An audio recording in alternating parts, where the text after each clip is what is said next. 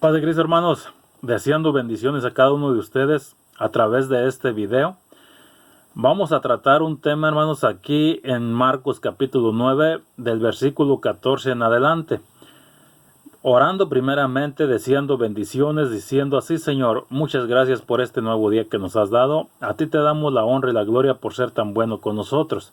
Te pedimos que bendigas a todos mis hermanos, amigos y familiares, parientes, vecinos que escuchen este video. En el nombre del Señor Jesucristo lo declaramos, que así sea. Amén. Amén, hermanos. Vamos a tratar este tema y nuevamente vamos a llamarle así: en la presencia de Cristo cambia todo. Amén. Nos dice la Escritura aquí, hermanos, dice que cuando el Señor estaba en el monte de la transfiguración, allá estaba con dos de sus discípulos, y dice la Escritura, hermanos, que estaba Jesús, Pedro y Jacob y Juan. Ahora los otros 7 discípulos, hermanos, estaban acá en las partes de abajo, en las áreas planas, en las planicies. Y dice que cuando estaban esos discípulos acá abajo, hermanos, vino un hombre con un hijo que tenía espíritu mudo. Y este espíritu, hermanos, dice que lo agarraba y lo quería desbaratar, haciendo al muchacho que echara espumarajos por la boca, y se estaba secando. En verdad se estaba muriendo, hermanos. Y dice que este hombre trajo a su hijo ante Jesús. Pero antes de llegar a Jesús, hermanos, antes de llegar a Cristo, se detiene con los discípulos. Allí con los discípulos, él pide a los discípulos para que oren, intercedan por su hijo. La Escritura aquí nos dice que los discípulos no pudieron echar ese espíritu fuera. Hermanos, y aquí entra una discordia, hermanos, dice aquí la Escritura, y disputaban con ellos, o sea que discutían, alegaban con ellos. Esto siempre va a suceder cuando la gente tenga la vista puesta en nosotros, hermanos. La llevamos de perder, y ellos la llevan de perder aún peor. Nosotros los humanos, como hijos de Dios, como cristianos, evangelistas, predicadores, lo que seamos, solamente somos los intermedios, no somos los que hacen las cosas. Nosotros simplemente pasamos el mensaje que Dios nos da. Entonces no son los discípulos que se encargan de echar, hermanos, fuera demonios, sino es el Espíritu de Dios en ellos primero. El Señor nos dice en su palabra, hermanos, que Él es el que hace todas las cosas y que sin Él no podemos hacer nada. Entonces, aquí es donde nosotros vamos a entrar en problemas. Nosotros nunca debemos que darle falsas esperanzas a la gente de decir: yo te voy a ayudar y vas a ver que cree. No, hermanos, tenemos que mencionar siempre: si Dios así lo quiere, y siempre orando que sea su voluntad de Él. La voluntad de nosotros, hermanos, es que toda la gente viva bien, que vivan en paz, vivan saludables y económicamente, hermanos, prosperado. Pero no sabemos, hermanos, realmente cuál sea la voluntad de Dios para con nosotros. ¿Qué prueba nos pueda hacer que nosotros pasemos?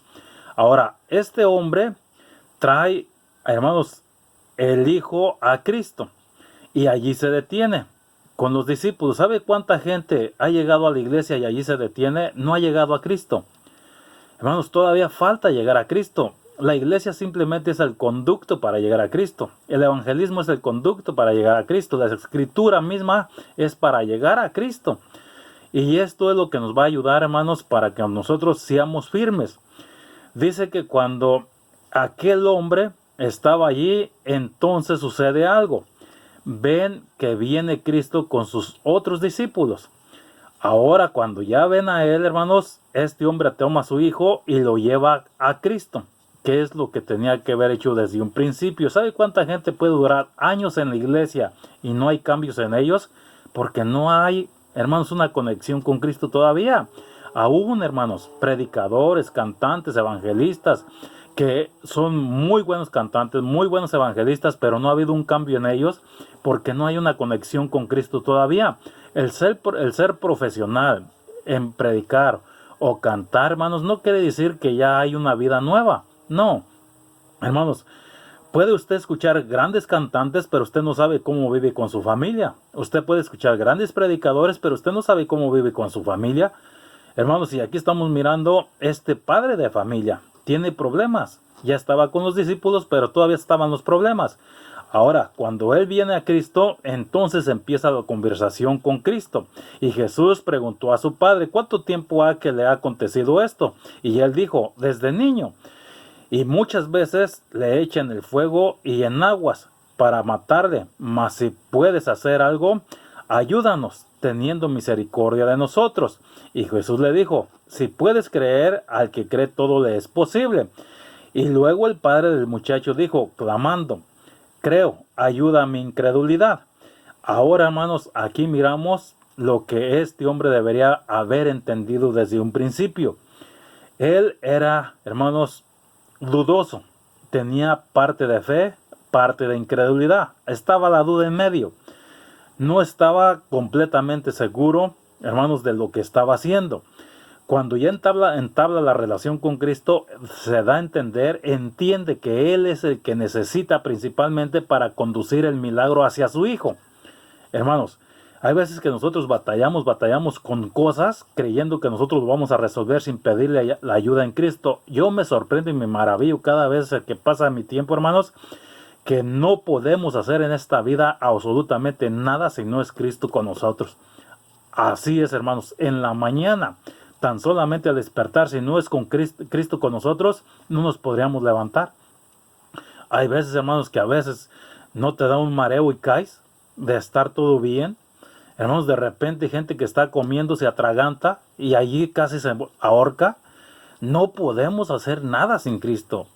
Hermanos, este hombre lo entiende, que es Cristo el que puede hacer las cosas, no los discípulos. Los discípulos solamente son para interceder por Él.